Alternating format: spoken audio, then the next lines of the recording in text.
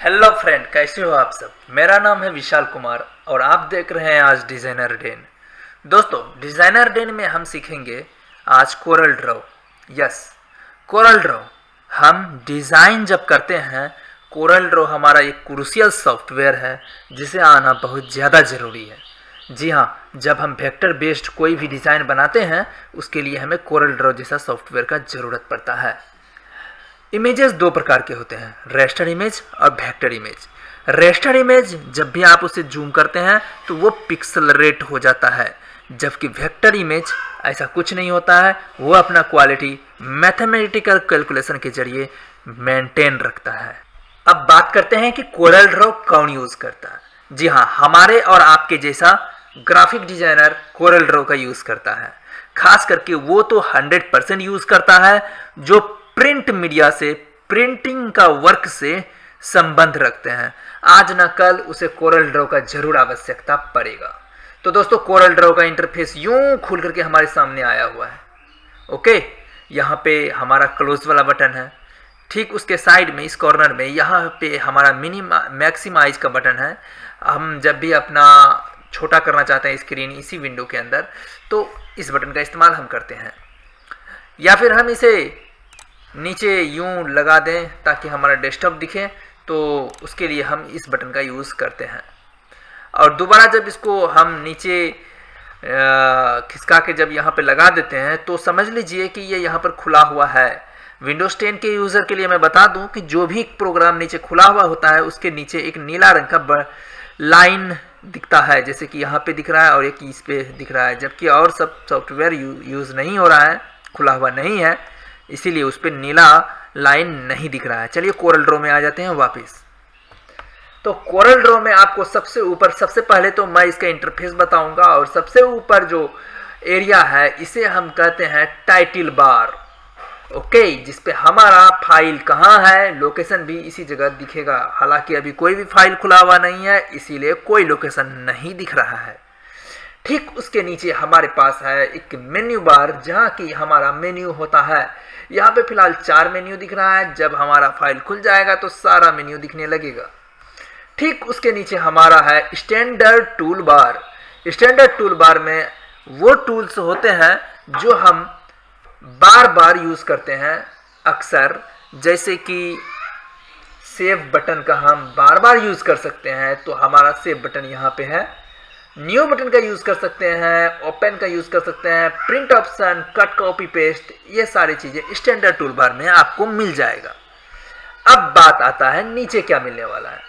ये है ऑप्शन बार, या फिर कहिए कि ये है प्रॉपर्टीज बार। ओके, किसी भी टूल का प्रॉपर्टीज यहाँ दिख जाता है। ये प्रॉपर्टीज बार का फंक्शंस यहाँ पे चेंज होते रहता है। ये डिपेंड करता है कि आप कौन सा टूल पे सेलेक्टेड हो।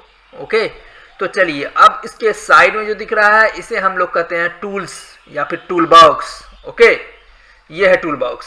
आप जो भी डिजाइन करने वाले हैं, आपको जो भी टूल्स का इस्तेमाल करना है वो यहाँ पे पड़ा हुआ है। आप इस्तेमाल करके एक से एक डिजाइन को बना सकते। ठीक उसके इस साइड में देखें, राइट साइड, तो यहाँ पे आपको कलर का पैलेट्स नजर आ रहे होंगे।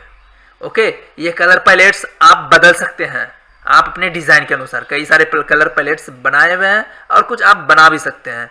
वो जब एडवांस्ड लेवल में आप सीखेंगे तो आप जान जाएंगे कैसे। लेकिन अभी हम लोग खास करके अपने जो डिजाइनर डेन सब्सक्राइबर्स हैं वो खास करके शादी कार्ड प्रिंटिंग से जुड़े हुए हैं, तो मैं उन्हें फोकस में लेकर चलूंगा। इसका मतलब ये नहीं कि इस पे कोरल ड्रॉ का पूरी जानकारी नहीं मिलने वाली, मैं पूरा जानकारी आपको दूंगा कोरल ड्रॉ का।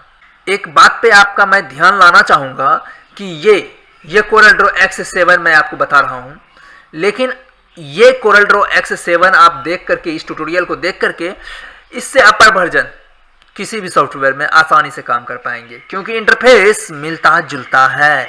यहाँ देख रहे हैं हमारा कलर पैलेट्स है, लेकिन मात्र इतना कलर्स नहीं जी, और भी है। देखिए नीचे एक डबल एरो है, अंदर की ओर जा रहा है। इस पे जब आप क्लिक कर देंगे तो सारा कलर्स आपको सामने आ जाएंगे। ओके, सारा कलर। मैं एक बात बता दूं, जब भी आप कोई भी कलर लेते हैं, अगर CMYK है तो ये CMYK के कलर पैलेट है और इसका जो डिफॉल्ट कलर पैलेट है, सी का वैल्यू कितना है, एम का वैल्यू कितना है, वाई का वैल्यू कितना है, के का वैल्यू कितना है, इस पर दिखा देगा जब भी आप माउस उस पर ले जाएंगे। अब आप पूछेंगे CMYK है क्या? CMYK आप अपना अगर प्रिंटर को चेक करेंगे, अगर उस पर 4 कलर ले रहा है तो सायान, मैजेंटा, येलो और ब्लैक कलर का यूज करके वो और जितने भी सारे कलर्स होते हैं सारे बना लेते हैं। बस 4 प्राइमरी कलर यूज करते हैं जिसका नाम है सायान, मैजेंटा, येलो और ब्लैक, के से ब्लैक। अब हमारे पास यहाँ पे कुछ डॉकर्स लगे हुए हैं जिसपे मैं एक में क्लिक करता हूँ, ये देखिए खुल के आ गया है, या ऑब्जेक्ट मैनेजर में जाता हूँ, ये देखिए खुल के आ गया है, ये डॉकर्स है गाइस। इस पे हम जब भी कोई भी फाइल पे एडवांस लेवल पे और भी कुछ करना चाहते हैं तो हमें डॉकर्स से कुछ चीज़ों का इस्तेमाल करना पड़ सकता है। जैसे इंसर्ट कैरेक्टर को ले लीजिए, कभी आपको @ नहीं मिल रहा है, कुछ फंक्शन नहीं मिल रहा है आपको कीबोर्ड में, तो आप यहाँ से इंसर्ट कर सकते हैं। जैसे कि ये मार्क, रजिस्टर्ड वाला मार्क और इस तरह का मार्क, इस तरह का मार्क, इस तरह का मार्क, जो भी आपको नहीं मिल रहा है आपके कीबोर्ड में, आप डायरेक्ट यहाँ से इंसर्ट कर सकते हैं। तो ये सारे डॉकर्स हैं। ओके, अब हमें इसे कोलैप्स करने के लिए यहाँ एक बटन होगा जिस पे क्लिक करिएगा तो कोलैप्स हो जाएगा। इस बटन पे क्लिक कीजिएगा तो ये डॉकर ही क्लोज हो जाएगा।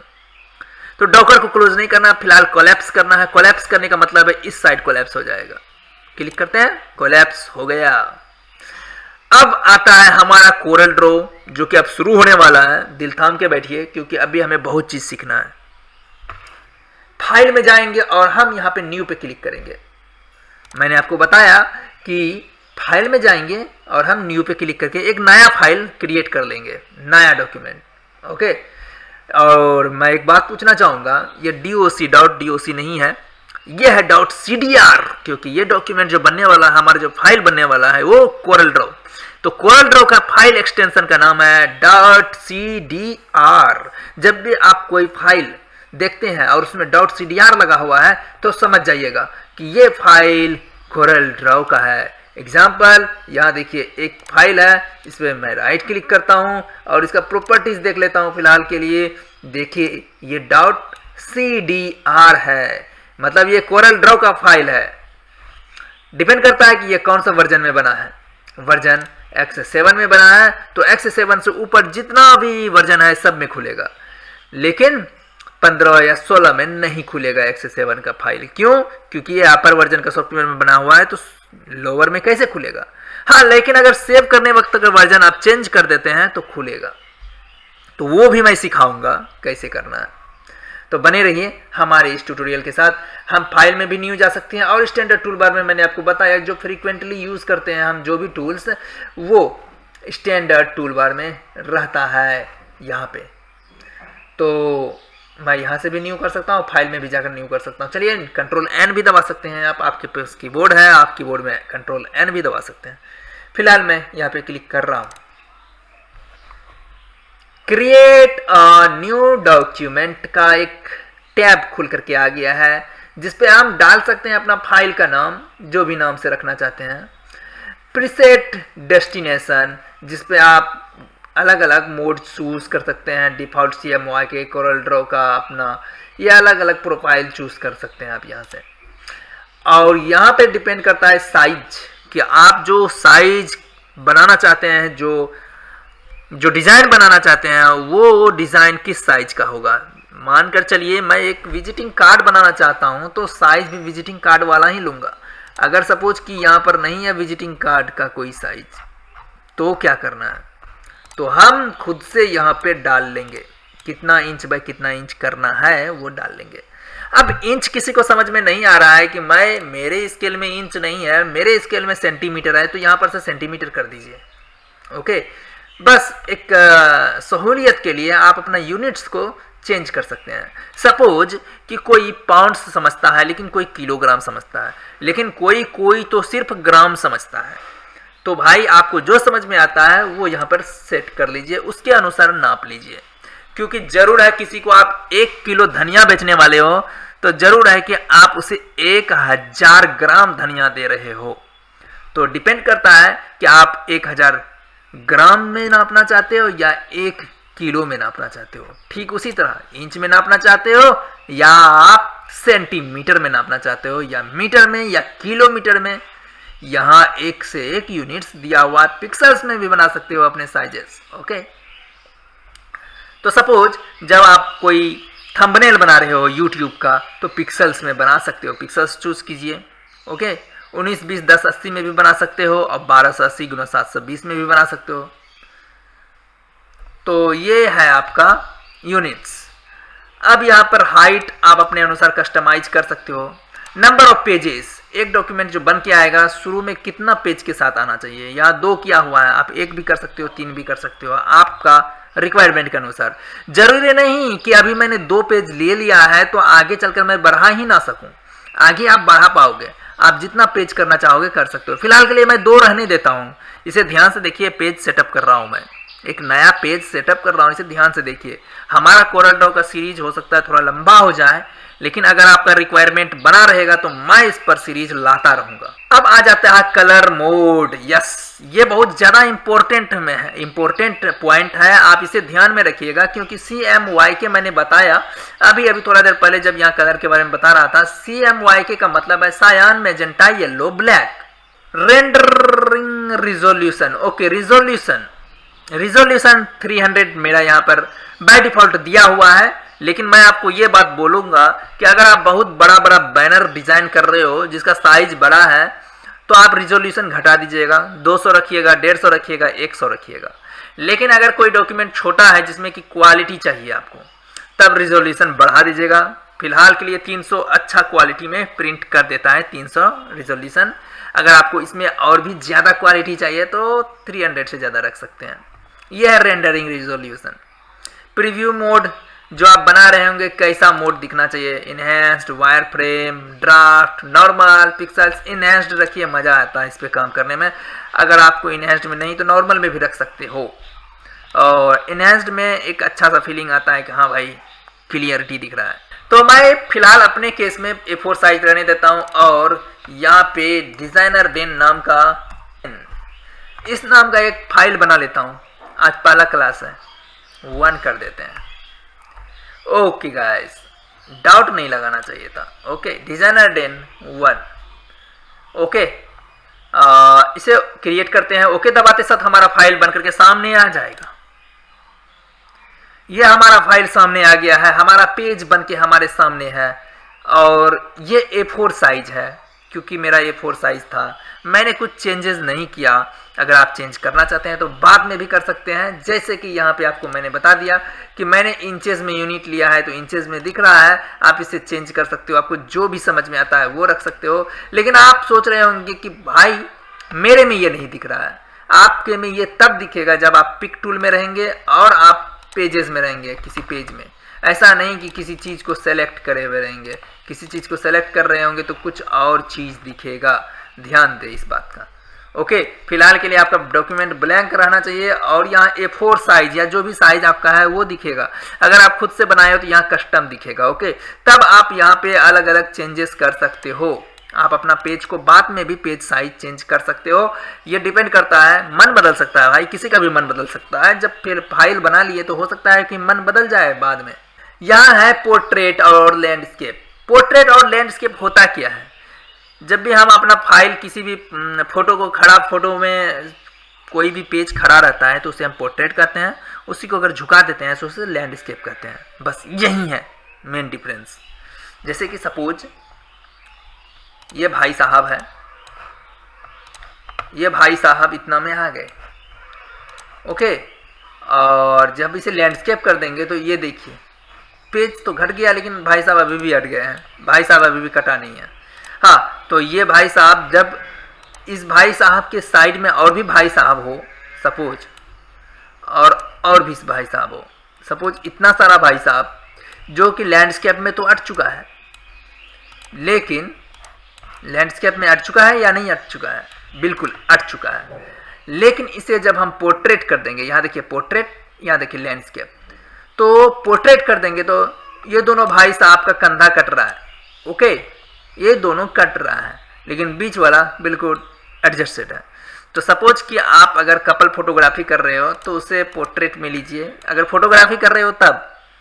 और अगर आपके झुंड में कोई फोटोज ले रहे हो तो कैमरा को झुका करके फ़ोटो लीजिए, उस पर अट जाते हैं लोग, जैसे कि आपने अभी यहाँ पर देखा एक एग्जाम्पल के तौर पे। तो चलिए अब हम लोग ये जो मैं कर रहा हूँ, ये पिक टूल से कुछ बना रहा हूँ, इस पर ध्यान मत दीजिए, इस पर मैं बाद में बात करूँगा।